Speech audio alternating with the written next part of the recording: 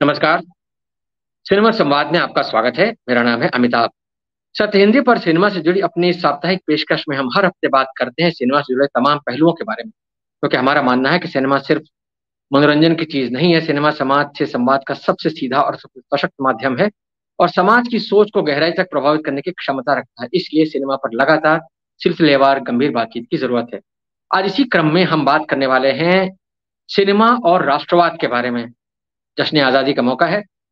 देशभक्ति, राष्ट्रवाद, इस तरह की बातें, इस तरह के जुमले, इस तरह की चर्चाएं माहौल में हैं। तो सिनेमा और राष्ट्रवाद का क्या संबंध रहा है? किस तरह से सिनेमा, हमारा हिंदी सिनेमा खास तौर से राष्ट्रवाद की भावना को, देशभक्ति की भावना को आजादी के पहले के समय से और आजादी के बाद के शुरुआती वर्षों में और बाद के वर्षों में किस तरह से दिखाता रहा है और उसमें आज की तारीख में हमको क्या तब्दीलियां दिखाई दे रही हैं और उसका समाज पर क्या असर पड़ रहा है। आज की हमारी बातचीत का मुद्दा यही है। हमने सवाल पूछना चाहा है कि कितना बदला है फिल्मी राष्ट्रवाद का चेहरा। तो इस मुद्दे पर बात करने के लिए हमारे साथ कुछ बहुत खास मेहमान मौजूद हैं। हमारे साथ हैं प्रोफेसर जबीमल पारख, जो कि हिंदी सिनेमा के बहुत गंभीर अध्येता हैं। दशकों से हिंदी सिनेमा पर लगातार लिख पढ़ रहे हैं, कई किताबें लिख चुके हैं। डॉक्टर राजीव श्रीवास्तव हमारे साथ हैं, फिल्म इतिहासकार हैं, सिनेमा से जुड़े व्यक्तियों के बारे में किताबें लिख चुके हैं। मुकेश पर इनकी किताब बहुत चर्चित रही है और आजकल वो राष्ट्रवाद की थ्योरी पर ही काम कर रहे हैं, सिनेमा राष्ट्रवाद के बारे में ही किताब लिख रहे हैं। आपका बहुत बहुत स्वागत है। रवि झाकल साहब बहुत जाने माने अभिनेता हैं। भारत एक खोज से लेकर के आज तक तमाम फिल्मों और वेब सीरीज में लोगों ने इनको देखा होगा, अलग अलग रूपों में। मनमोहन चड्ढा जी हैं। मनमोहन चड्ढा जी भी फिल्म विश्लेषक हैं, बहुत गंभीर, बहुत अनुभवी, बहुत समय से लिख रहे हैं और कई किताबें वो भी लिख चुके हैं। अजय ब्रह्मात्मा जी जाने माने फिल्म क्रिटिक हैं, वर्षों तक फिल्म समीक्षा करते रहे हैं और आज भी कर रहे हैं और वो भी कई किताबें लिख चुके हैं सिनेमा पर। आप सबका बहुत बहुत स्वागत है।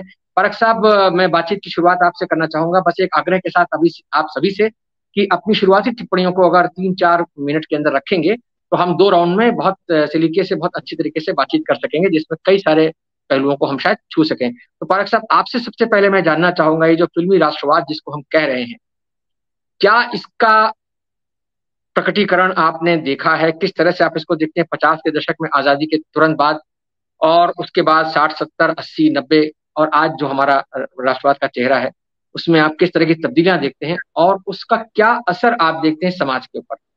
और आप अगर ये भी समझा सकें संक्षेप में कि राष्ट्रवाद, देशभक्ति, ये सारी चीजें जो है, इनको मोटे तौर पर हम क्या समझें, बहुत संक्षेप में, बहुत संक्षेप में। जी फरक साहब।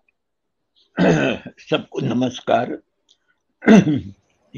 ये विषय जो है काफी बड़ा है, मतलब राष्ट्रवाद पर एक सेकंड के लिए आपको रोक रहा हूं, पर एक सेकंड के लिए रोक रहा हूं। कमलेश पांडे जी हमारे साथ जुड़ गए हैं, उनका भी मैं स्वागत करता हूं इस पैनल में। कमलेश जी, अपने दर्शकों को बता दूं, हम हिंदी सिनेमा के बहुत जाने माने, बहुत वरिष्ठ, बहुत अनुभवी और बहुत कामयाब पटकथा लेखकों में से हैं। और हिंदी सिनेमा की एक बहुत चर्चित फिल्म रंग दे बसंती, जिसने एक तरीके से कहा जाए जो राष्ट्रवाद का एक आधुनिक संदर्भ है, उसको एक अलग तरीके से व्याख्यायित किया पर्दे पर, तो वो कमलेश जी की कलम से ही निकली हुई फिल्म है। बहुत बहुत स्वागत है कमलेश जी आपका इस कार्यक्रम में। हाँ परख साहब, अपनी बात आप कह सकते हैं। क्षमा चाहता हूँ बीच में टोकने के लिए। हाँ, नहीं कोई बात नहीं। मैं ये कह रहा था कि राष्ट्रवाद जो है वो उस पर तो लंबी बातचीत हो सकती है। ये अलग से आज़ादी के पूरे आंदोलन के दौरान में काफी ऐसा विषय रहा है जिस पर चर्चा होती रही है। मैं 1952 की फिल्म आनंद मठ से अपनी बात शुरू करना चाहता हूँ। आनंद मठ जो है वो बंकिम चंद्र चट्टोपाध्याय का लिखा हुआ उपन्यास था, जो उन्होंने 1882 में लिखा था और उस पर हिमेन गुप्ता ने ये फिल्म बनाई थी जो 1952 में रिलीज हुई। अगर हम उपन्यास को पढ़ें तो हमें मालूम पड़ेगा कि ये उपन्यास वास्तव में सन्यासी विद्रोह जो था 1770, मतलब 1763 से लेकर 1800 के दौरान में सन्यासी और फकीर विद्रोह उससे प्रेरित था और उससे प्रेरित होकर उन्होंने ये उपन्यास लिखा था। लेकिन अगर हम इतिहास में जो काम हुआ है सन्यासी और फकीर विद्रोह पर, और जो नाटक है, जो उपन्यास है, उसको पढ़ें और जो फिल्म है उसको देखें, इन तीनों की अगर हम तुलना करें तो हम समझ सकते हैं कि हमारे यहाँ राष्ट्रवाद जो है किन किन रूपों में रहा है। ये तीनों चीजें, यानी कि आनंद मठ इतिहास की जिन घटनाओं से प्रेरित होकर लिखा गया और जिस आनंद मठ से प्रेरित होकर फिल्म बनी, उन तीनों का राष्ट्रवाद जो है एक दूसरे से अलग अलग है। देशभक्ति कॉमन है। देशभक्ति यहाँ पर देशभक्ति विवाद की चीज नहीं है, विवाद की चीज है राष्ट्रवाद की परिभाषा। ये जो सन्यासी विद्रोह था, ये सन्यासी विद्रोह जो 1763 से शुरू होकर 1800 यानी कि तकरीबन 37 साल तक चला, उस विद्रोह के अंदर वो ये ठीक वो समय है, आपको ध्यान होगा कि 1757 में प्लासी के युद्ध में सिराजुद्दौला को हराकर और पहली बार ईस्ट इंडिया कंपनी ने हिंदुस्तान के किसी क्षेत्र को अपने अधीन कर लिया था और वो व्यापारी से शासक बन गए थे। और उसके बाद उन्होंने मीर जाफर को एक कठपुतली नवाब बनाया था। मीर जाफर को हटा के फिर मीर कासिम को, मैं इस डिटेल में नहीं जाना चाहता, लेकिन ध्यान देने की बात यह है कि 1763 यानी कि केवल प्लासी युद्ध के 6 साल बाद में सन्यासियों ने विद्रोह कर दिया था, सन्यासियों और फकीरों ने। ये सन्यासी और फकीर वास्तव में सन्यासी और फकीर नहीं थे। इतिहास हमें बताता है कि ये दरअसल किसान थे, कारीगर थे, और जो उनसे माल गुजारी, उनसे जो लगान वसूला किया जाता था, वो लगान लगातार बढ़ता जा रहा था और उससे वे परेशान थे।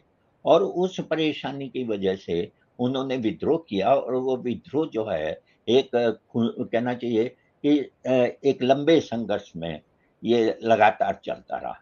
ये बहुत महत्वपूर्ण है। ईस्ट इंडिया कंपनी उस समय वारेन हेस्टिंग्स गवर्नर जनरल थे और ये संघर्ष चलता रहा।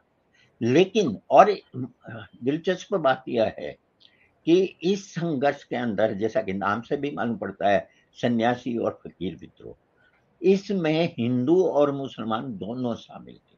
इसके मुख्य जो नेता थे उसमें मजनू शाह थे, मूसा शाह थे, और भी कई थे, रामदीन पाठक थे, चौधरानी थी, देवी चौधरानी, और देवी चौधरानी पर भी बंकिम चंद्र ने उपन्यास लिखा था। तो इस तरह से आप देखेंगे कि ये सन्यासी विद्रोह था जिसमें हिंदू और मुसलमान दोनों शामिल थे, और जो मुख्य रूप से सन्यासी और फकीर कहें, लेकिन वो बुनियादी तौर पर किसान थे और कारीगर जातियां थी जो अपने एक्सप्लॉइटेशन और अपने उत्पीड़न के कारण विद्रोह के लिए उत्सुक हुए।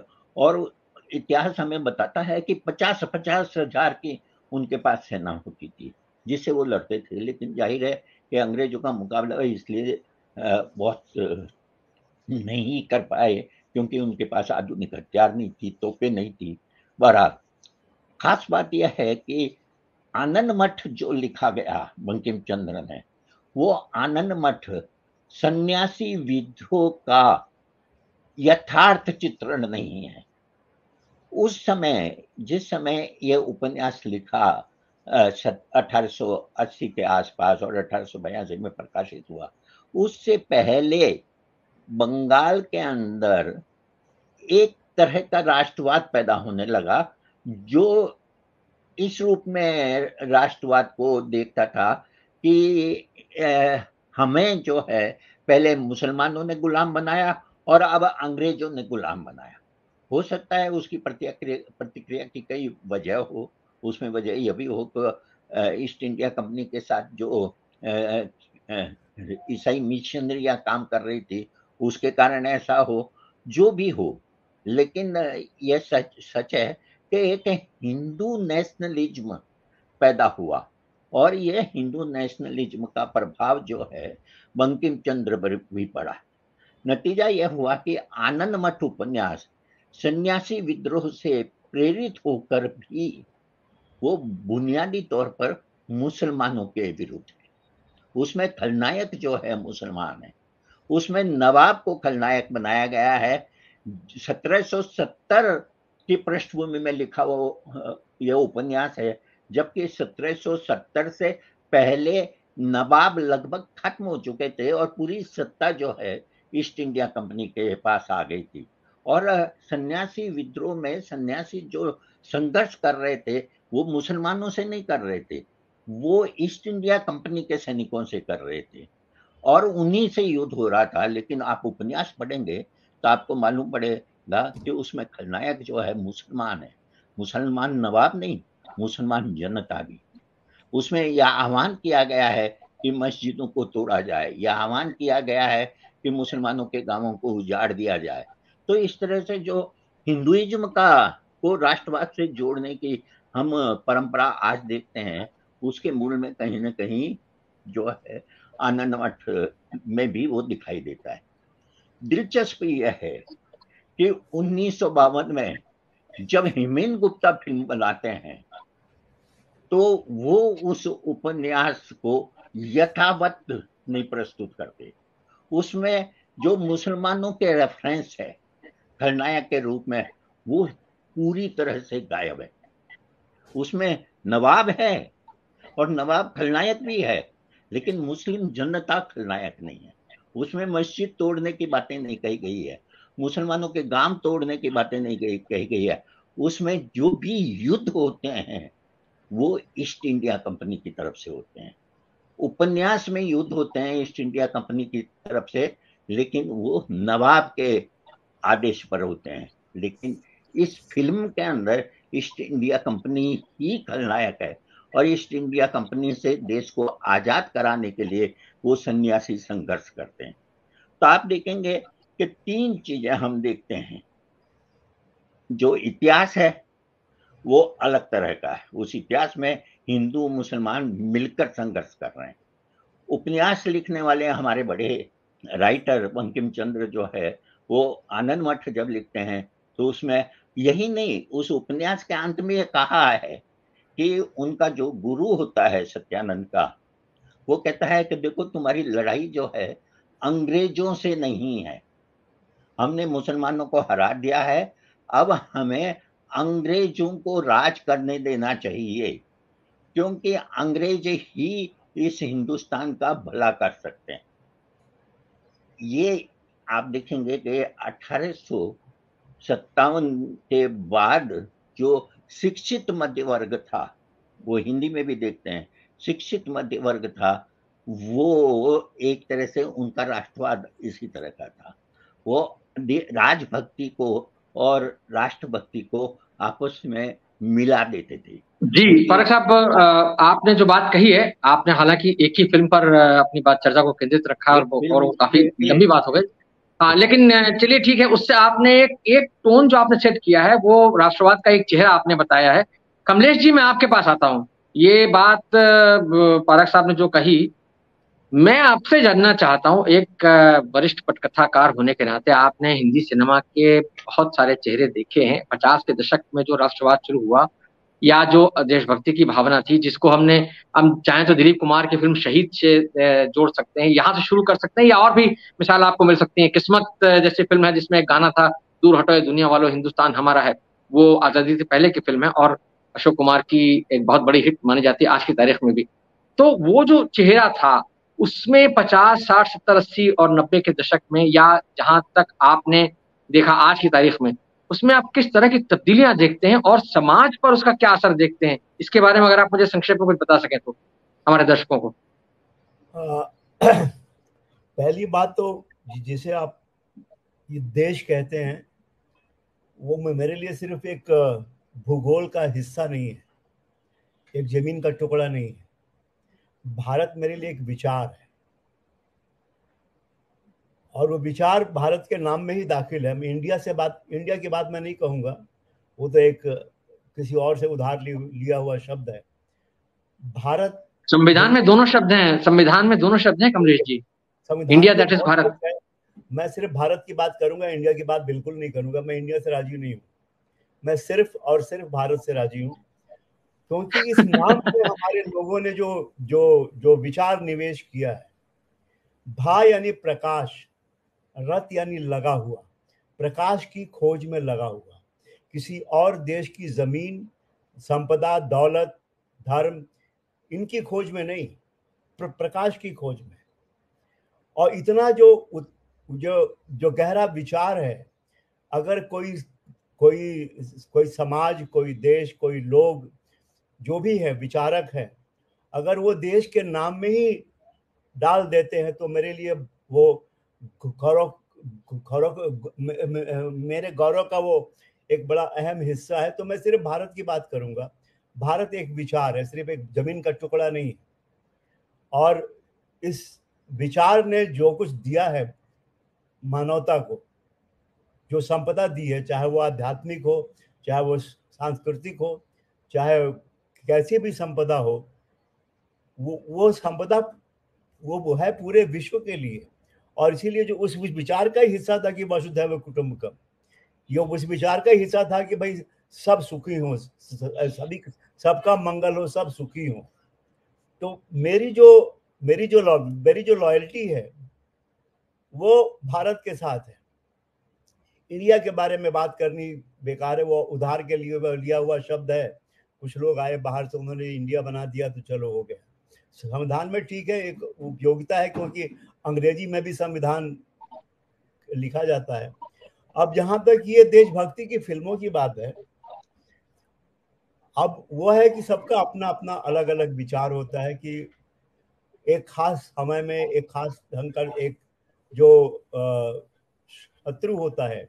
एक समय में मुगल थे, फिर अंग्रेज आए, और बहुत लोग थे, हुण थे, शक थे, पठान थे, आप नाम लीजिए, पुर्तगाली थे, फ्रेंच थे। ऐसा कोई देश नहीं था जिसने हमला नहीं किया। तो एक तरह से मान सकते हैं कि एक समय में पूरा संसार जो था, लगभग हर बड़ा देश भारत का दुश्मन था।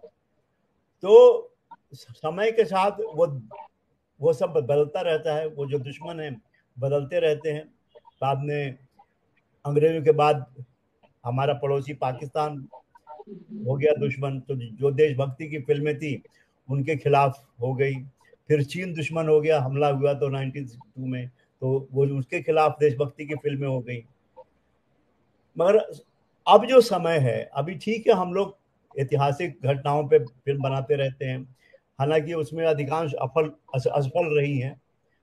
जिनमें ऐतिहासिक घटनाओं को लेके एक खास तरह का राष्ट्रवाद जो है वो सामने लाने का प्रयास होता है, वो असफल होता रहा है, क्योंकि वो जो फिल्मों की कहानी थी वो कहानी गलत है। उन्होंने घटनाओं का इस्तेमाल किया, मैं नाम नहीं लेना चाहता इसमें, क्योंकि वो सब मेरे मित्रों की फिल्में हैं। मगर है मेरे लिए जो आज के समय में जो अगर कोई है भारत का, जो जिसे आप शत्रु कहें या जो भी कह लें, जिसके खिलाफ देशभक्ति की कोई फिल्म बन सकती है या बनना चाहिए, वो है ये पूरा इकोसिस्टम है जो भारत के खिलाफ है। बुद्धिजीवी हैं उसमें, पत्रकार हैं उसमें, विद्वान लोग हैं, बड़े बड़े लोग हैं उसमें चीन का पैसा है, उसमें पाकिस्तान का ISI का पैसा है, उसमें जॉर्ज सोरोस का पैसा है। ये पूरी फंडिंग, एक अंतर्राष्ट्रीय फंडिंग लगी हुई है, भारत को बर्बाद करने के लिए। तो अभी आज के समय में अगर कोई, मान लीजिए मुझे कोई कहता है कि भाई कोई देशभक्ति की फिल्म लिखो, तो मैं पाकिस्तान या चीन के खिलाफ नहीं जाऊंगा।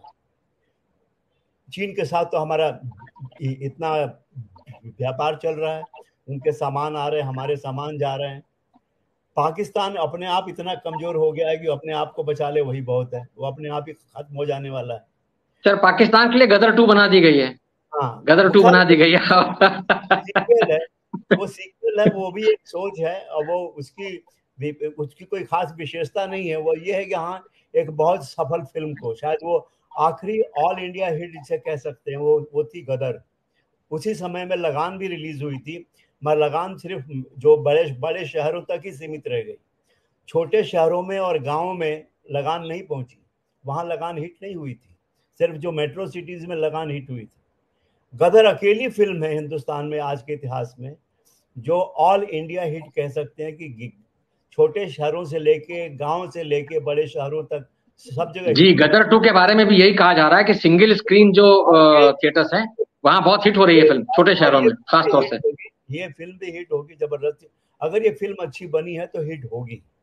अच्छा बनना भी बहुत जरूरी होता है, और चूंकि उन्होंने वही टीम ली है, वही वही कैरेक्टर है, बाकी सब लोग वही हैं, तो उम्मीद तो है कि ये भी फिल्म अच्छी बनी होगी। मुझे पता नहीं, मैंने देखी नहीं है, मगर वो एक नॉस्टैल्जिया का एक अंजाम है। एक जो नॉस्टैल्जिया है गदर 2 के लिए, एक जो स्मृति है कि वाह क्या फिल्म थी, तो लोग उसी उसी नॉस्टैल्जिया को दोबारा जीने के लिए ये फिल्म वो देखना चाहेंगे, और जी देखने जा रहे हैं लोग। जी, आपने बहुत महत्वपूर्ण बात कही है। मैं इसी इसी बिंदु पर आपको फिलहाल रोक करके हम दोबारा आपके पास आएंगे। हम चलते हैं जरा राजीव श्रीवास्तव जी के पास में। राजीव जी, आप फिल्मों को एक विश्लेषक के तौर पर देखते हैं, उनकी व्याख्या करते हैं, आप उनके इतिहास के बारे में भी लिखते पढ़ते रहे हैं।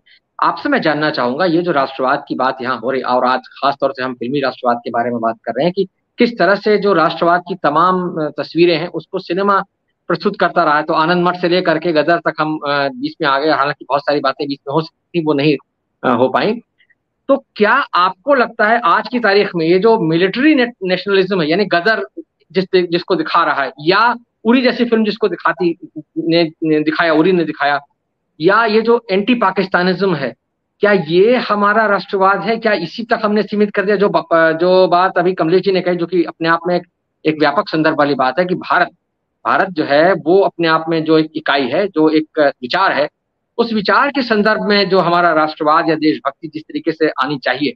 50 के दशक के नायक जो थे, हमारे 3 नायक, अगर मैं कहूं दिलीप कुमार, राज कपूर और देवानंद, इन तीनों की अपनी अपनी एक अलग पर्सनैलिटी थी, और इन्होंने स्क्रीन पर एकदम अलग अलग इंडियन यूथ की या इंडियन पॉपुलेशन की, जनता की अलग अलग नुमाइंदगी की। दिलीप कुमार का जो व्यक्तित्व है उसमें अगर आप देखें तो वो एक किस्म से जो नया भारत बन रहा था उसको लेकर एक सशंकित, थोड़ा कंफ्यूज टाइम का, थोड़ा कोमल किस्म का उसका व्यक्तित्व है। राज कपूर का व्यक्तित्व का जो ट्रैम्प वाला कैरेक्टर था, उसमें कहीं ना कहीं जो दबा कुचला आबादी है, जो हाशिए वाली आबादी थी, उसको लेकर के बात थी। और देवानंद शहरी जो एक युवा उभर रहा था, उसकी अपनी जो आशंकाएं थी या उसके अपने जो भविष्य को लेकर के सपने थे, उनके बारे में कहीं ना कहीं बात करता था। लेकिन आज का जो हम बात देख रहे हैं, आज जैसे अभी बात, चूंकि गदर की बात आ गई, तो उसमें क्या आपको लगता है कि ये जो राष्ट्रवाद है हमारा, सिनेमा के पर्दे पर कम से कम, वो घुमा फिरा करके हमने पाकिस्तान या फौज उसी पर डाल दिया है? एक एक उपकार का फौजी था और एक उरी का फौजी है, दोनों में जो फर्क है उसको आप कैसे देखते हैं? हाँ, पहले तो नमस्कार सभी को। ये जो अभी हम सबसे इसकी बात करें गदर की, क्योंकि अभी संदर्भ यही है और अभी 2 दिन पहले ये प्रदर्शित भी हुई है। आप ये देखिए कि फिल्म का जो व्यवसाय है वो लाभ हानि को ध्यान में रखकर किया जाता है। ये पहले भी किया जाता था और आज तो विशेष रूप से किया जाता है। तो अगर उनको ये लगता है कि पाकिस्तान के विरुद्ध बोल के हमें पैसा मिल सकता है तो वो वैसा करते रहे हैं और करेंगे, आगे भी करेंगे।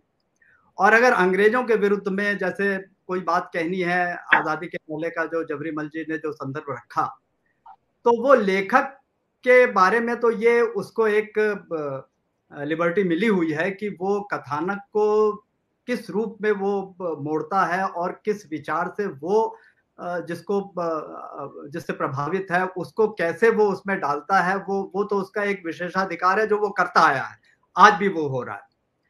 लेकिन अभी जैसे मेरी बात हो रही थी तो ये वाघा बॉर्डर पे जाके जो इन्होंने फिल्म का प्रमोशन किया, सनी देओल ने, अमीषा पटेल और उदित नारायण, ये पूरी टीम उनकी वहां पे थी।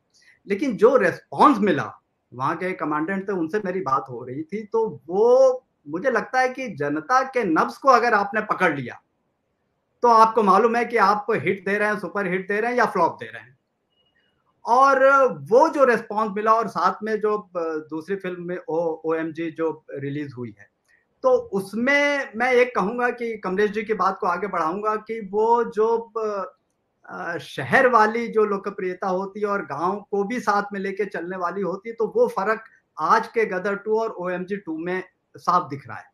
अभी तो 2 ही 3 दिन हुए, अभी तो लंबा समय है, लेकिन जो नब्ज है वो गदर वालों ने पहचान ली है और उसी के अनुरूप वो काम कर रहे हैं। और OMG में जो बात कही जा रही है वो थोड़ा धीमी गति से चलेगा। शहरों में चूंकि वो रिस्पॉन्स अच्छा मिलेगा तो हमको और आपको सबको ये लगेगा कि साहब ये फिल्म और अच्छा कर रही है। लेकिन मूल रूप से हम अगर आज़ादी के पहले के संदर्भ को देखें तो मैं चूंकि गीत संगीत पे लेके और अभी देशभक्ति के गीतों का ये मेरी पुस्तक आ रही है, अमृत सिने देश गीत, तो उस संदर्भ में जो मैंने अध्ययन किया है तो उसमें मैंने देखा है कि 1931 पहली बोलती फिल्म थी और वहीं से लेकर अभी 2020 तक का जो ये पूरा जो 92 ईयर्स का है, उसमें हमने ये देशभक्ति जो गीते हैं, प्रेरणादायक गीत हैं जो इस तरह के हैं, उनका है। तो अगर उस संदर्भ में हम राष्ट्रवाद को भी परिभाषित करना चाहें तो आप देखिएगा कि जो पहली फिल्म हमारे पूरे फिल्म इतिहास में जो आती है जिसमें देशभक्ति की बात की है और ज्यादातर जो बातें प्रभावी तौर पे हुई हैं वो गीतों के माध्यम से हुई। आप देखिए पहली फिल्म आई थी वो अशोक कुमार की बॉम्बे टॉकीज की फिल्म थी बंधन, 1940 में आई थी और उसका वो गाना उस समय बड़ा मशहूर हुआ था, चल चल रे नौजवान। बाद में तो इसमें पैरोडी भी काफी बनी। तो अब देखिए यही जो कॉम्बिनेशन है, प्रदीप का कॉम्बिनेशन है, अनिल विश्वास का कॉम्बिनेशन है, अशोक कुमार का कॉम्बिनेशन है, यही कॉम्बिनेशन फिर से दोहराया जाता है। वो जो एक और फिल्म आती है इनकी अशोक कुमार की ही होती है, किस्मत दूर है दुनिया वालों हिंदुस्तान हमारा है जी, किस्मत जी। तो ये 1943 में आई थी ये फिल्म और 1943 में आई थी। इसी के पहले 1942 का जो महात्मा गांधी का जो आंदोलन था तो उससे प्रभावित थी ये फिल्म। लेकिन मैं आपको एक बात जो मैं रेखांकित करना चाहूंगा वो ये कि 1947 तक जब तक हम आजाद नहीं हुए थे तब तक फिल्मी गीतों में, उनके कथानक में या उनके किसी भी दृश्य में, संवाद में सीधे अंग्रेजों को टारगेट करके उन्हें बता के उन्हें कुछ अपशब्द या उनके बारे में गलत बातें नहीं कही गई, परोक्ष रूप से कही गई हैं। वहां पे उन्होंने प्रतीक का वो सहारा लिया है। जैसे आप कभी प्रदीप से मेरी बात हो रही थी जब काफी पहले जब विस्तार में बात हो रही थी, तो जब इस गीत पे हम चर्चा करने लग गए कि दूर हटो है दुनिया वालों हिंदुस्तान हमारा हुआ, तो आपको मालूम होगा कि उनके ऊपर वारंट इशू हुआ था कि उनकी गिरफ्तारी का वारंट था इस गीत के लिए। तो इसमें एक पंक्ति आती है अंतरे में, तुम ना किसी के आगे झुकना जर्मन हो या जापानी। अब हमारा दुश्मन सीधे तौर पे ना जर्मन था ना जापानी था, लेकिन ये अंग्रेज थे। लेकिन हम हिंदुस्तानी सारे लोग ये समझते थे, उस समय के युवा भी समझते थे, विद्यार्थी भी समझते थे और जो आंदोलन में रत थे वो सारे के सारे समझते थे कि हम जो जिनकी बात करें हमारा दुश्मन है वो ये अंग्रेज है। लेकिन तब ये कवि प्रदीप मेरे को ये कहते हैं कि साहब मुझे एक्सप्लेनेशन देने के लिए वहां पे कमेटी में बुलाया गया कि साहब आपने जो ये लिखा है इसमें ये कौन है, तो बोले कि साहब ये विश्व युद्ध चल रहा है, ये जर्मनी है और ये जापान है और ये हम तो इसकी बात करें, यहाँ पे तो अंग्रेज की तो बात हमने की नहीं। लेकिन कवि की या गीतकार की या जो भी कहानीकार होता है उसकी विशेषता यही होती है कि वो प्रतीक में या किसी और के बहाने अपनी बात कह देता है और वो निशाने पे लगता है। तो यहाँ पे वो बात निशाने पे लगी, अंग्रेजों को समझ में नहीं आया कि ये बात हमारे विरुद्ध कर रही है, लेकिन एक आम जनता की समझ में बखूबी आ गया था कि ये बात हम अंग्रेजों के विरुद्ध कह रहे हैं। तो ये हमें समझना होगा कि अगर फिल्म पूरे तौर पे देशभक्ति नहीं भी है या राष्ट्रवाद पे उसका फोकस नहीं भी है, तो भी अगर एक भी गीत उसमें ऐसा है तो वो सारा कुछ वो कन्वे कर देता है, संप्रेषित कर देता है जो हमें जिसकी आवश्यकता होती है या हम जनमानस में जो संदेश देना चाहते हैं। गांधी जी को बहुत समय बाद ये समझ में आया, आजादी के बाद समझ में आया कि ये सिनेमा कितना सशक्त माध्यम है। वो तो इसको कहते थे कि ये क्या मतलब, वो तो रामराज बस एक अकेली फिल्म थी जो उन्होंने देखी थी, वो भी बड़े कहने सुनने के बाद देखी। लेकिन बाद में जब उनको ये पता लगा कि इतना सशक्त माध्यम है और तब उनकी समझ में ये माना उन्होंने कि ये जो स्वतंत्रता आंदोलन चला, जो हमारा स्वाधीनता संग्राम चला, उसमें फिल्मों का और विशेषकर फिल्मी गीतों का कितना महत्व रहा है। तो अब उसी क्रम में हम अगर आ जाए तो देखिए मैंने कहा ना कि प्रतीक में अंग्रेजों को लोगों ने टारगेट किया, लेकिन जैसे ही 1947 हम आजाद हुए तो जैसे ही हम आजाद हुए और हमें पता लगा कि अब अंग्रेज तो चले गए, तो हमने वो चोला जो उतर गया तो हम कितने बेखौफ हो गए। उसका एक गीत मैं आपको बताता हूँ जो 1947 बल्कि वो 48 में रिलीज हुई थी। अब डरने की कोई बात नहीं, अंग्रेजी छोरा चला गया, वो गोरा गोरा चला गया। मतलब अभी तक किसी की हिम्मत नहीं होती थी उसको छोरा भी कहते, गोरा भी कहते या कुछ ऐसा कहते, लेकिन अब वो सीना तान के वो कहने लग गए। और 47 में ही ये गाना जब आजाद हुआ तो इसके जो गीतकार थे वो नाजिम पानीपती थे और संगीतकार गुलाम हैदर जो गीत के रिलीज होने के पहले पाकिस्तान जा चुके थे, लेकिन इस गीत को वो बना के गए थे, रिकॉर्ड करके गए थे। और जब ये 47 में रिलीज हुआ तो एक जश्न का जो माहौल होता है, जो ये होता है कि साहब अभी तक तो हम उनको गाली नहीं दे सकते थे या उनको भला बुरा नहीं कह सकते थे, लेकिन अब तो हम अपने घर के राजा हो गए, हम तो शेर हो गए, अब तो जो मर्जी वो कहेंगे। तो वो भाव लेके जो उत्सव का माहौल है वो है। और इसमें ये पहला गीत, एक इंफॉर्मेशन के लिए बता दूं कि मजबूर फिल्म का ये गीत है, 1948 में रिलीज हुई थी, लेकिन 47 में आजादी के ठीक पहले ये गीत रिकॉर्ड हुआ था। और ये गीत डुएट गीत है मुकेश और लता मंगेशकर का, और ये पहला गाना था जो मुकेश और लता मंगेशकर का डुएट पहला है। तो इस लिहाज से भी ये गाना महत्वपूर्ण है। और आजादी के ठीक बाद में जो हम किस तरह से मुखर हुए हैं उसका भी जो पहला गीत है वो यही गीत है। तो इस आधार पे अगर हम चलें तो फिर तो एक लंबी फहरिस्त 47 के बाद से आ जाती है। वो 47 में खेमचंद प्रकाश का म्यूजिक था, गांव फिल्म आई थी, वो भी कोई देशभक्ति या राष्ट्रवाद को लेके कोई वो गांव फिल्म नहीं थी, लेकिन उसका एक गीत था कि वतन की माटी हाथ में लेकर माथे तिलक लगा लो। तो ये देशभक्ति गीत, और एक हम नई आजादी मिली थी तो उसका उत्सव मनाना था, उसके लिए हमने ये बात कही है। तो ये भी गीत खूब चला था। फिर उसके बाद वो झंडा ऊंचा रहे हमारा विश्व विजयी तिरंगा जो पारंपरिक वो समय से चलता आ रहा, वो भी फिल्मों में आया। फिर जो सबसे बड़ी बात है जो वंदे मातरम वाला, जो हमारा आनंद मठ की जो बात इन्होंने कही, फिर 1951 में आई। तो वंदे मातरम सुजलाम सुफलाम का ये पूरा जो इनका बंकिम चंद्र चटर्जी का जो अपना इनका वो है, तो वो पूरा पहली दफे इस फिल्म के माध्यम से वो गीत हमारे फिल्म में, साहित्य में तो था ही, ये तो हम लोग गा रहे हैं। तो फिल्म और साहित्य का जो रिश्ता, मैं साथ में ये भी बता दूं कि ये बड़ा घनिष्ठ रहा है। और कमलेश जी इस बात से सहमत होंगे कि जब कमलेश्वर जी के बाद अगर साहित्य को लेकर सिनेमा में जो अच्छे से चला है वो कमलेश पांडे हैं। और जब मेरी इनसे बॉम्बे में बैठ के इनके घर पे काफी लंबी बातचीत होती रही है तो उसमें उनको बड़ा वो अच्छा लगा था कि भाई मुझे भी उस रास्ते पे लिया जा रहा है, लेकिन ये बात सत्य है। और फिर जब आगे आप चलेंगे तो ये एक फिल्म आई जी थी। राजीव जी, हम आगे आगे आगे आगे हम आएंगे, आगे दूसरे चक्र में हम आपसे और बातचीत करेंगे। रवि जी, मैं आपके पास आता हूँ। जो बातें राजीव जी ने बताई कुछ बहुत दिलचस्प, उन्होंने एनेक्डोट्स बताए और बहुत बढ़िया जानकारियां दी उन्होंने। उनके माध्यम से हम सभी लोग लाभान्वित हुए कि किस तरह से फिल्मी गीतों के जरिए और कैसे उनको पिरो करके किया गया। आपसे मैं जानना चाहूंगा, एक अभिनेता के तौर पर आपने एक बहुत लंबा समय बिताया है थिएटर से लेकर के सिनेमा और वेब सीरीज वगैरह सब में। तो आप जो है ये जो बदलता हुआ एक तस्वीर है, बदलती हुई तस्वीर जो है हिंदी सिनेमा में देशभक्ति, राष्ट्रवाद और इन चीजों को लेकर के आप क्या सोचते हैं? जैसे मैंने कहा कि ये क्या एक मिलिट्री नेशनलिज्म, यानी हर चीज में अगर हम ये मान के चलते कि जो फौज है, अगर फौज में कोई आदमी है तो वो एक वो तो राष्ट्रभक्त है और वही हमारा एक प्रतीक बन जाता है।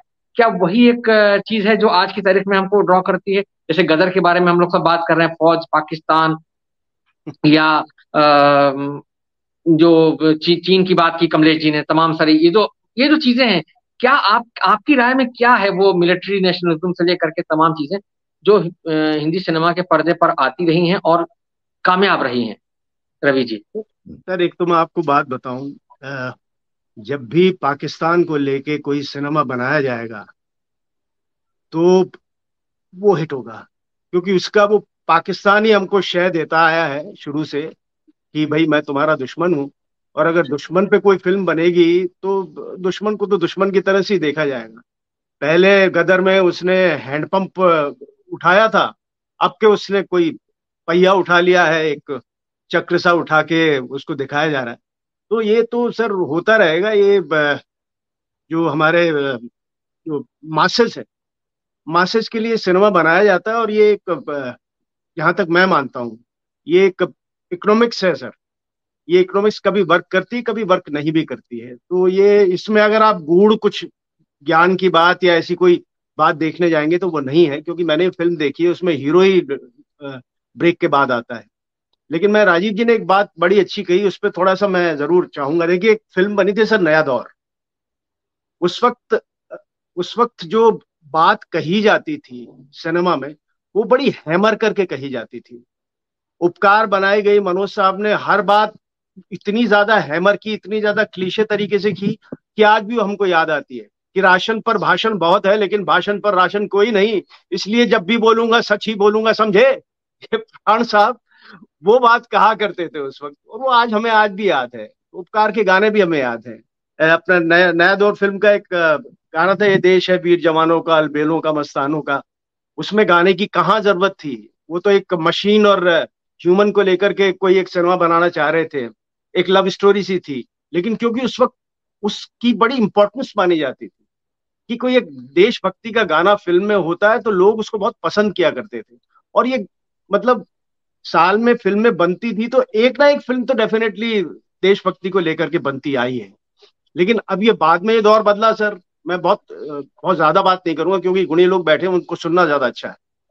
उसके बाद देखिए आप, एक सिंहासन फिल्म बनी, तमस एक फिल्म बनाई गई, फिर कहीं ना कहीं जो है एक पॉलिटिक्स एंटर हो गई, उन पे बैन कर दिया गया, इस तरह के काम कर दिए गए। वो अभी लगातार आगे तक चलते आ रहे हैं सर। और बाद में आकर के तो ऐसा हो गया कि कश्मीर फाइल बनी तो सरकार ने उसको प्रमोट कर दिया, तो फिल्म 200 करोड़ की हो गई, जबकि 10-12 करोड़ की फिल्म भी नहीं रही होगी। मतलब ऐसा क्या विशेष था जो हम देख सकते थे? हम सब कुछ देख देख चुके होते हैं। लेकिन ये जो दौर बदला है, ये दौर बदला है, ये बड़ा अजब दौर है। इसको कैसे देखा जाए, ये आप लोग इसके बारे में ज्यादा चर्चा कर सकते हैं। लेकिन मेरे दिमाग में एक बात है जो मैं आप गुणी लोगों से पूछना चाहता हूं कि देशभक्ति पे तो फिल्म बनी, जब भी बनी वो हिट ही हुई और आगे भी हिट होंगी, जितनी भी फिल्में बनी, क्योंकि काफी चर्चा इस पे हो चुकी है। लेकिन मैं आपसे जरूर एक बात जानना चाहूंगा, आप अगर इस, पता नहीं ये विषय में है नहीं, कि राजनेताओं पे कोई सिनेमा बनता है तो वो कैसे धाराशायी हो जाता है? इस पे जरूर अगर कहीं थोड़ा सा ज्ञान दिया जाए, क्योंकि राजनीति की बात भी हमारे इस विषय में आपने रखी हुई है। तो आप बहुत देखिए अच्छा इसके सवाल अंदर, उठाया आपने। हाँ, कितनी भी फिल्में बनी, अपने माँ पे फिल्म बनी, हमारे इंदिरा जी पे फिल्म बनी, मनमोहन जी पे फिल्म बनी, गांधी पे जरूर किसी ने अटेम्प्ट नहीं किया सर। देखिए, शुरू से फिल्में बनाई हैं, लेकिन गांधी जी पे इंडिया में किसी ने अटेम्प्ट नहीं किया। अटेम्प्ट किया तो बाहर से आकर कर किसी ने किया, और वो फिल्म सुपर डुपर हिट हुई, और वो ऑस्कर तक फिल्म हमारी हमारी गई। तो ये जरूर एक विषय है कि गांधी के बाद जितने भी राजनेता हुए, अटल बिहारी वाजपेयी पे भी मुझे लगता है एक फिल्म बनी होगी, लेकिन वो भी, उसका भी कोई हश्र बन रही है अभी, बहुत। पंकज हाँ, त्रिपाठी उसमें रोल कर बन रहे रही हैं, है। अटल जी वो का। शायद हो सकता है, वो हो सकता है हिट हो जाए। तो उसके हिट ना होने का कोई रीजन नहीं है। लेकिन जरूर ये एक शंका है मेरे जहन में कि ऐसा क्यों होता है, क्योंकि फिल्म तो जी कहीं ना कहीं पॉलिटिक्स तो होती ही है। तो इस पे थोड़ा सा आप लोग चर्चा करें, मैं तो आपको सुनना चाहूंगा। जी जरूर। बहुत बढ़िया सवाल आपने उठाए हैं मनमोहन जी। मैं इन्हीं प्रश्नों को लेकर के, जो रवि जी के सवाल हैं, मैं इन्हीं प्रश्नों को लेकर के आपके पास आता हूं। एक तो उन्होंने जो बात कही, राजनेताओं वाली बात। दूसरा, उन्होंने जो ये कहा कि भाई जो चेहरा बदला है, और जिस तरीके से बदला है, तो वो आप क्या कहना चाहेंगे? क्योंकि आप सिनेमा को, आपने भी बहुत गंभीरता से विश्लेषण किया है वर्षों तक, आज भी कर रहे हैं। तो किस तरह से जो हमारा राष्ट्रवाद या देशभक्ति की बात है वो कैसी आई? और जो बात, जो बहुत दिलचस्प सवाल रवि जी ने उठाया कि राजनेताओं पर जो फिल्में बनती हैं वो हिट नहीं होती हैं या वो पिट जाती हैं, लेकिन जो पाकिस्तान पर फिल्म बनती है वो हिट हो जाती है। क्या कहेंगे इस बारे में आप?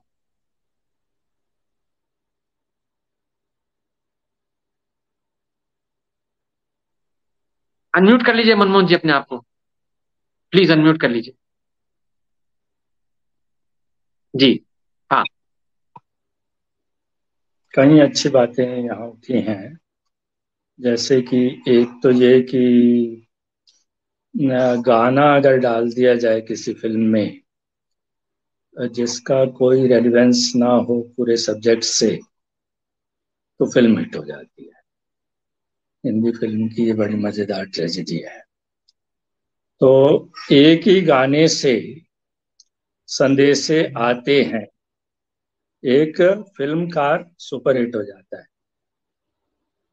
अब जेपी दत्ता तो कोई फिल्मकार कैसे मानेंगे क्या, मैं तो नहीं मानता। वैसे और लोग जो हमारे मित्र हैं वो मानेंगे जरूर, बहुत अच्छे बड़े फिल्मकार में हैं वो, क्योंकि उन्होंने 2018 में एक पलटन फिल्म बनाई शायद, जो नहीं चली या कुछ ऐसा हुआ, लेकिन एक जमाने में उनकी फिल्में चला करती थी। और क्या थी, ऑर्डर वगैरह। तो जेपी दत्ता पे एक महिला ने बहुत अच्छा वो किया है, एक लेख लिखा है बहुत लंबा, लगभग 50 पेज का, प्रकाशित भी हुआ है वो बहुत। लेकिन ऐसी चीजें तो एक तरफ गुहार दी जाती हैं, आप जानते ही हैं। उन्होंने कहा कि हमें सिर्फ उन पर की फिल्मों में देशभक्ति वगैरह जो भी होगी वो होगी, लेकिन वो महिलाओं को कैसे ट्रीट करते हैं इस पर आप जरा गौर कीजिएगा। और उस पर उन्होंने उदाहरण समेत पूरा एक चीज लिखी है। तो ऐसा काम भी फिल्मों पे होता रहा है, वरना वो अंग्रेजी में ही होता है, वैसे हिंदी में नहीं होता, कम होता है। तो फिल्मों के विचार विमर्श का जरा गड़बड़ मामला है ही। तो राष्ट्रवाद जो है अपने आप में वो क्या शब्द है ये नहीं, मुझे लगता है एक जो मेरा व्यक्तिगत विचार है ये, कि जब हमने ये सोचना शुरू किया कि हम नागरिक हैं और इस देश के नागरिक हैं या इस राष्ट्र के नागरिक हैं, और नागरिक होते हमारा कोई अधिकार है, हमारा कुछ, हम भी कुछ मांग सकते हैं। बहुत अरसे तक तो शायद हमने नहीं ये किया, ये शायद हमें अंग्रेजों ने ही बताया।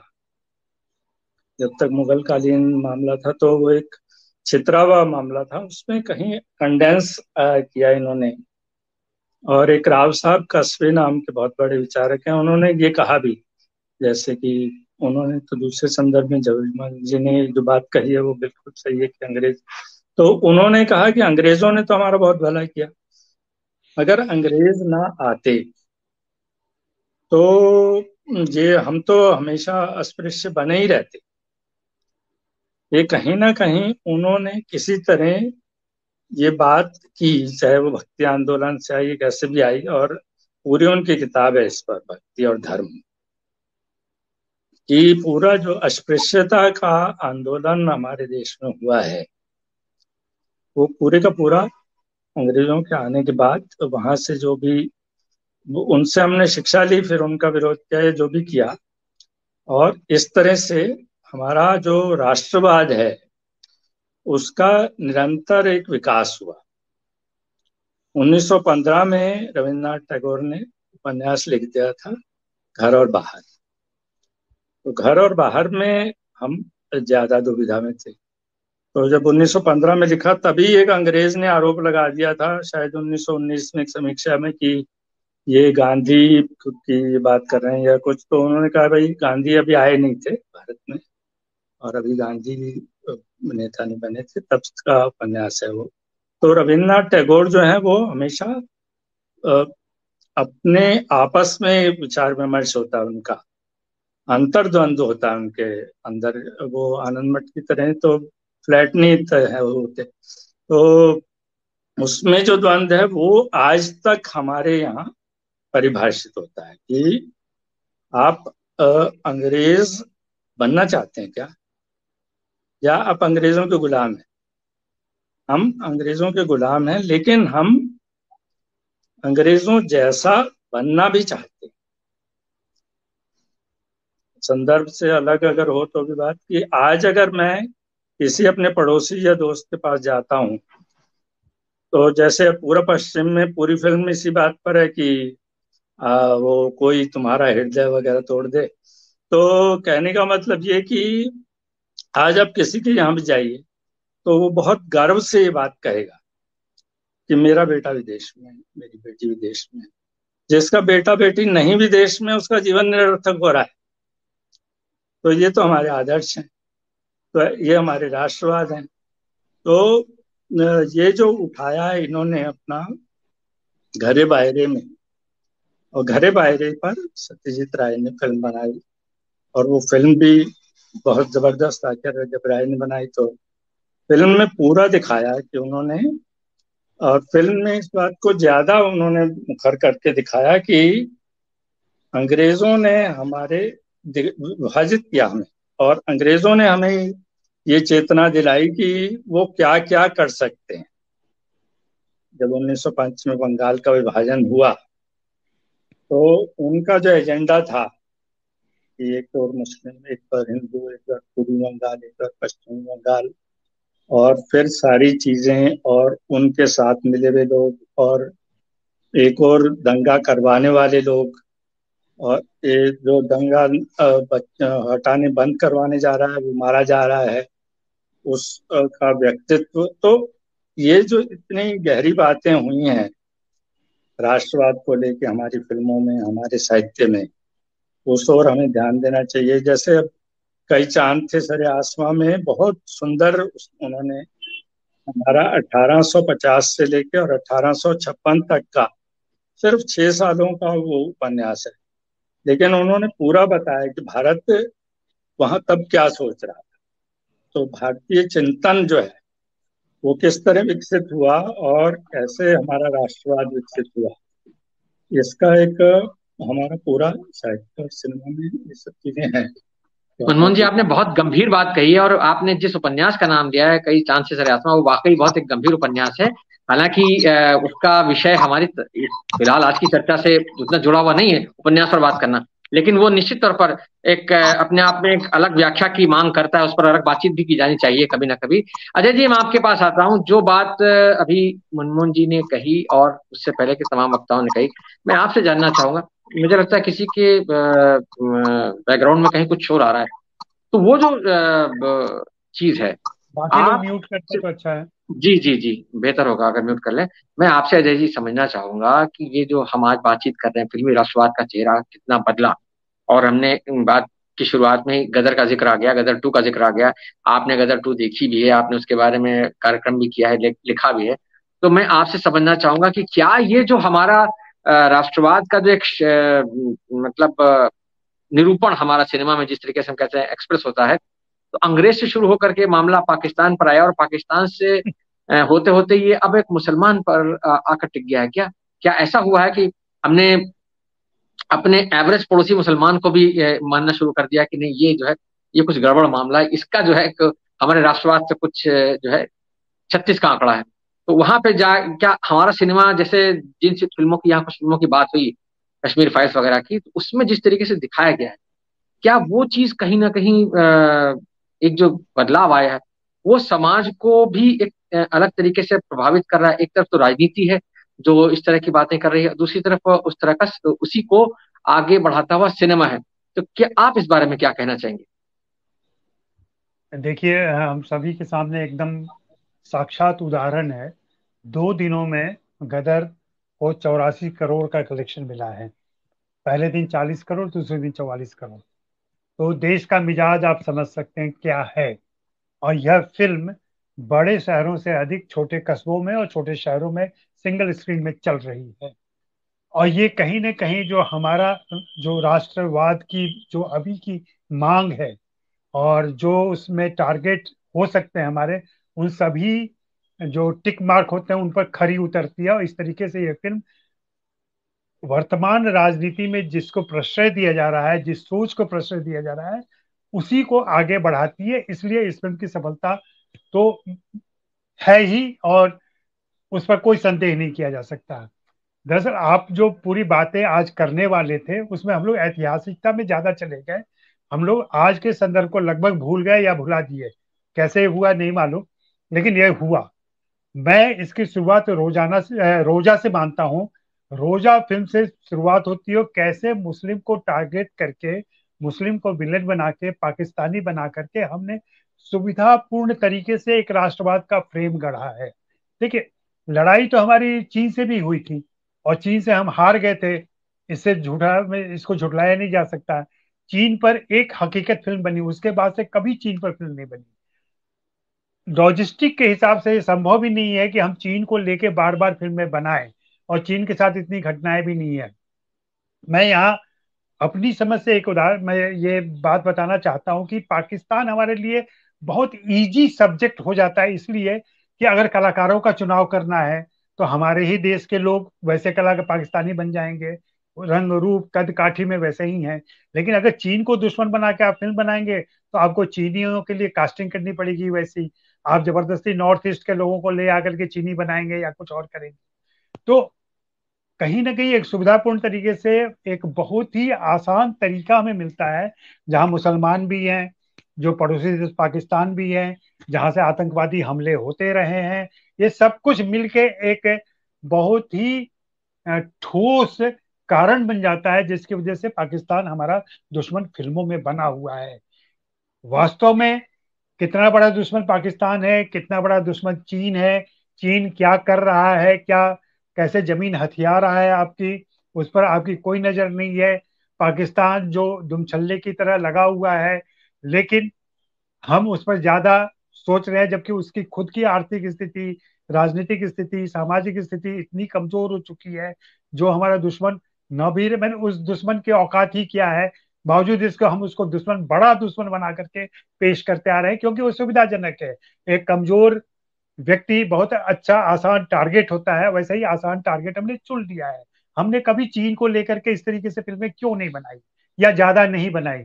एक हकीकत के अलावा बाद में मुझे कोई फिल्म नजर नहीं आती है जहां चीन दुश्मन हो, या चीन ने जो ऑक्यूपेशन किया है, जो हमारी जमीनें हड़प ली है, कश्मीर का ऊपरी हिस्सा पूरा उनके पास है। अभी जो 2-3 गलवान हुआ या जो भी घटनाएं हुई है, उस पर कहीं कोई फिल्म नहीं है, कहीं कोई आवाज नहीं है। हमारे देश के प्रधानमंत्री भी कहते हैं नहीं नहीं, चीन ने कोई कब्जा नहीं किया हुआ है। हम मान बैठे हैं कि चीन ने कोई कब्जा नहीं किया है, सच्चाई कुछ और है।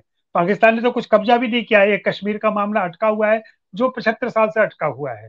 उसके अलावा वहां की आतंकवादी गतिविधियों से कोई इंकार नहीं कर सकता। लेकिन हमारा टारगेट कौन है? दरअसल हमें देखना होगा कि राष्ट्र पहले भी था, राष्ट्र आज भी है। राष्ट्र पहले जो था वो व्यापक अर्थ में था और जिससे पूरा देश जुड़ता था। अभी का राष्ट्र जो है वो सो कॉल्ड हिंदू राष्ट्र हो गया है, इसलिए ये राष्ट्रवाद भी हिंदू राष्ट्रवाद है।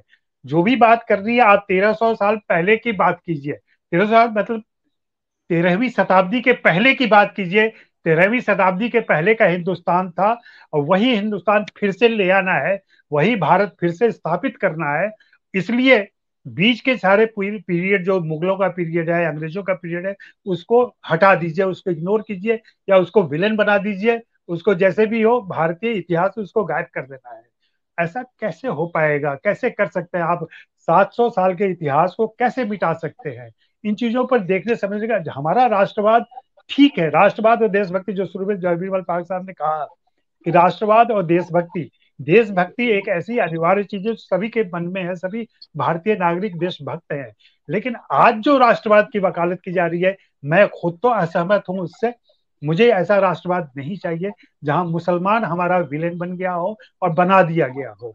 और लगातार इस बात की स्थापना की जा रही हो, फिल्मों के माध्यम से, भाषणों के माध्यम से, दंगे फसाद के माध्यम से, हाल फिलहाल से लेकर के पुराने पिछले 15-10 सालों में जो भी घटनाएं घट रही हैं, हम देख रहे हैं कैसे एक खास समुदाय को लक्ष्य करके सब कुछ किया जा रहा है। और लोकप्रिय मीडियम, लोकप्रिय जो सिनेमा एक महत्वपूर्ण माध्यम है, उस माध्यम का इस्तेमाल किया जा रहा है।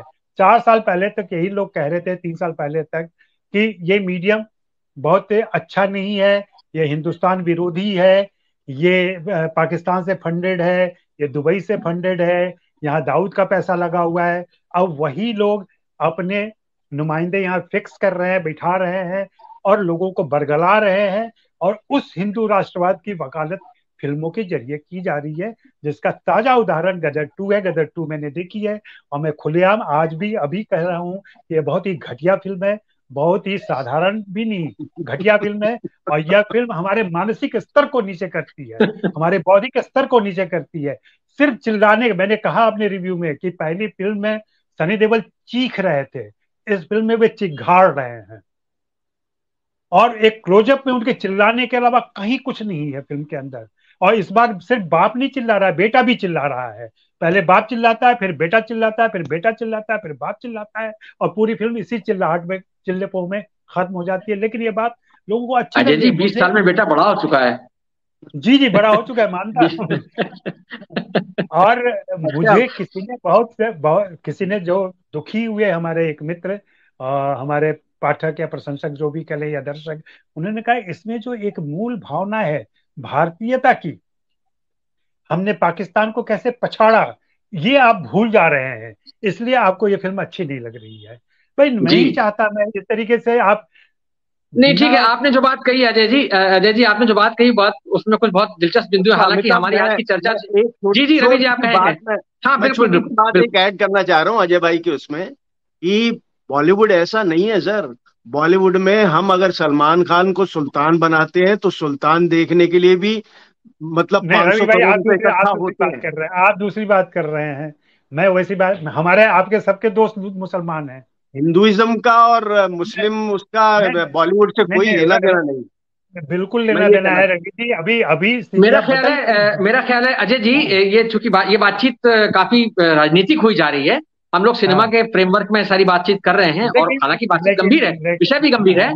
तो मैं जरा कमलेश जी के पास चलता हूँ। हम लोग अपने कार्यक्रम के सबसे अंतिम हिस्से में हैं, अब हमारे पास बहुत हाँ, कम वो तो समय खत्म बचा है। हो गया, नहीं हो पाया जी, 50। हाँ कमलेश जी, कमलेश फिर जी की कमलेश जी टिप्पणी। वाइंड अप कर दे बस। जी जी। नहीं नहीं, मैं कमलेश जी की टिप्पणी लेता हूँ। जो बात अजय जी ने कही, कमलेश जी, ये कि सिनेमा में जो है वो अब धीरे धीरे राष्ट्रवाद जो है वो हिंदू राष्ट्रवाद हो गया है, और इसीलिए शायद अनिवार्यतः जो है हमारे खलनायक जो है वो बदल गए हैं। और वो पाकिस्तान से होते हुए, जो हमारी पाकिस्तान ग्रंथि है, या जो पाकिस्तान को लेकर के हमारी सोच है 1947 से जो है, वो अब धीरे धीरे एक आम मुसलमान की तरफ मुड़ गई। तो क्या ये आपको लगता है, ये एक तो ये व्याख्या, इस व्याख्या के बारे में आप क्या कहना चाहेंगे कि हाँ ये आम मुसलमान की तरफ मामला मुड़ गया, हिंदू राष्ट्रवाद की तरफ जा रहे हैं हम? और क्या ये जो है ये एक हेल्दी ट्रेंड है? अगर सिनेमा इसको दिखाता है तो कहीं ना कहीं समाज में जो एक भावना आनी चाहिए कि सिनेमा समाज को कुछ ना कुछ अच्छा संदेश दे। अभी तक हमारा सिनेमा जो है वो कम से कम होता है, उसका जो एक मोटो रहा है कि अंत भला सो सब भला, यानी all is well that ends well. Cinema में हमेशा हम देखते हैं खलनायक मारा जाता है और नायक जो है विजयी होता है। अब जो हमारा जो प्रस्तुतिकरण है उसमें हम जो देख रहे हैं, वो कहीं ना कहीं एक समाज के एक हिस्से को अलगाव की तरफ ले जाने वाली बात आ रही है। क्या ये चीज जो है ये एक हेल्दी ट्रेंड है? आपको क्या लगता है इस बारे में, आप क्या कहना चाहेंगे?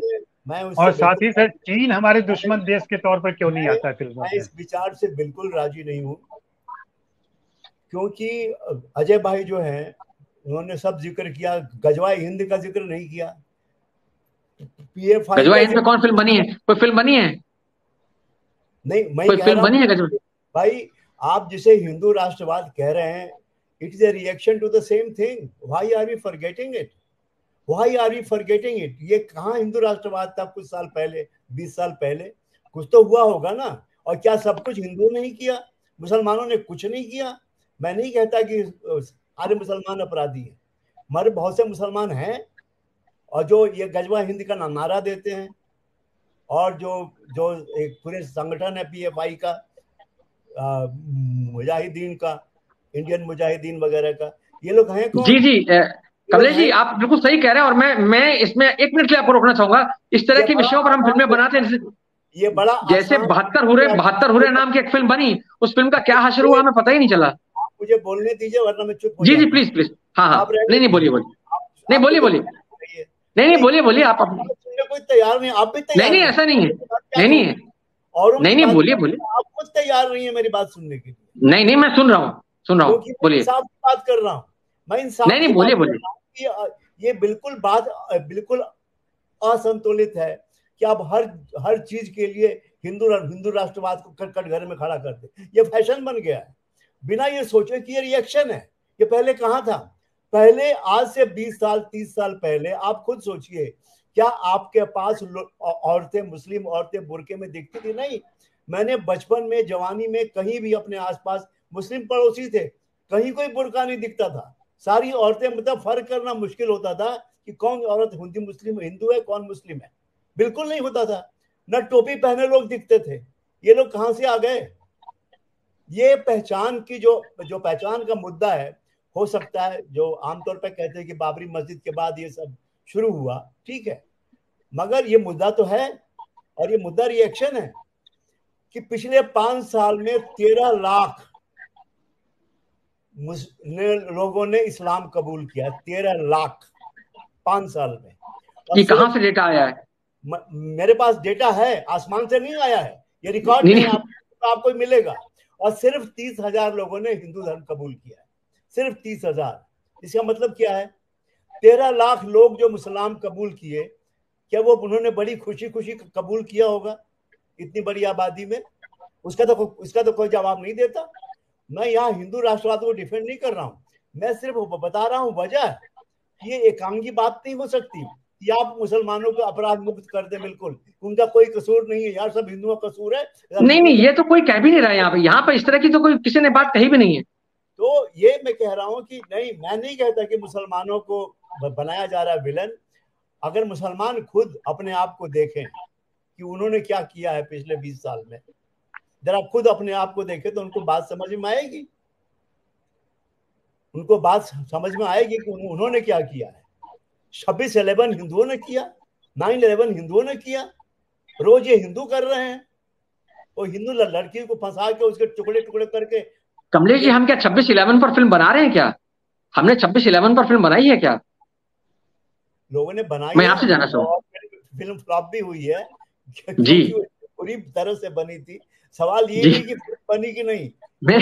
मैं अपनी बातचीत को, कमलेश जी मैं आपको फिर रोक रहा हूँ, क्षमा कीजिएगा, मैं अपनी बातचीत को कि फिल्म बनाने हमारी चर्चा जो है कमलेश जी, हमारी चर्चा सिनेमा के संदर्भ में है, तो मैं सिनेमा के संदर्भ में आपकी टिप्पणी के साथ इस कार्यक्रम को समाप्त करना चाहता हूँ। जी, एक खामखा का एक नैरेटिव खड़ा किया जा रहा है कुछ लोगों द्वारा, बुद्धिजीवियों द्वारा, पत्रकारों द्वारा, और भी लोग हैं, कि भाई ये सब हिंदुओं का कसूर है, ये हिंदू राष्ट्रवाद का जो ये नैरेटिव है, बिकॉज क्योंकि बीजेपी सत्ता में है या एक खास समुदाय की सत्ता है, तो उस सत्ता के खिलाफ कुछ तो बोलना चाहिए ना, सत्ता के खिलाफ। लेकिन माफ करें कमलेश जी, जो देश में हो रहा है, जो रिपोर्ट आ रही है हमारे पास, उस रिपोर्ट के बारे में आप क्या कहेंगे? जो हरियाणा में हुआ या जो मणिपुर में चल रहा है या और जगहों पे जो हो रहा है, ये क्या है? मैंने भी रिपोर्टें देखी हैं, पढ़ी हैं, और बहुत कुछ ये डिपेंड करता है कि आप कौन सी रिपोर्ट को स्वीकार करते हैं। सर सिनेमा की बात करें अपन तो। हाँ, मैं रवि जी आपके तर्क से, आपकी बात से बिल्कुल सहमत हूँ। हम लोग सिनेमा के संदर्भ में रहें तो ज्यादा अच्छा है, क्योंकि ये बिल्कुल राजनीतिक चर्चा बनी जा रही है। कमलेश जी, कोई ऐसा मुस्लिम जिसने हमारे देश के लिए कुछ बहुत महान काम किया हो, जो देश की एक बहुत बड़ी विभूति हो, उसको लेकर के फिल्म कमलेश जी को लिखनी चाहिए। आपने मेरी फिल्म देखी होगी रंग दे बसंती, उसमें जो मैंने देखी, अशफाक उल्ला खां और राम प्रसाद नहीं, हिंदू मुस्लिम का जो हो रहा है ना, मैं वो उसकी बात मैंने कंटेम्प्रेरी इंडिया में उसको ट्रांसलेट किया था। अशफाक उल्ला खां और राम प्रसाद बिस्मिल का जो रिश्ता था, वो मैंने कंटेम्प्रेरी इंडिया में उसको ट्रांसलेट किया था, जहाँ लक्ष्मण पांडे। बहुत अच्छी फिल्म बनी थी वो, बेशक बहुत अच्छी फिल्म थी, और वो जो रिश्ता कामयाब भी हुई, मैं उसी की बात कह रहा हूँ। मगर जब आप लेके हिंदुओं के पीछे पड़ जाएंगे लट्ठे लेके, जैसे कुछ लोग पड़े हुए हैं, तो रिएक्शन तो होगा ही, बिल्कुल होगा जी, क्योंकि हिंदू अभी चुप नहीं बैठने वाले हैं, बता दूं आपको। जी, हिंदू चुप नहीं बैठने वाले हैं, और सिनेमा जो है उनकी जो क्या कहें, उनकी जो बेचैनी है उसको दिखाएगा। ये आपकी बातचीत का निष्कर्ष है। चलिए, मैं इसी मोड़ पर आज की इस चर्चा को समाप्त करता हूं, क्योंकि हमारे पास हम समय से थोड़ा आगे ही बढ़ गए हैं। लेकिन बहरहाल ये बहुत विचारोत्तेजक बातचीत है, और राष्ट्रवाद, देशभक्ति के संदर्भ में ये जो नई नई व्याख्याएं आ रही हैं और सिनेमा उनको जिस तरह से दिखा रहा है, वो लगातार चर्चा का विषय बनी रहेंगी। बहरहाल इस बातचीत के लिए आप सबका बहुत बहुत धन्यवाद। आपने बहुत अच्छी, बहुत दिलचस्प और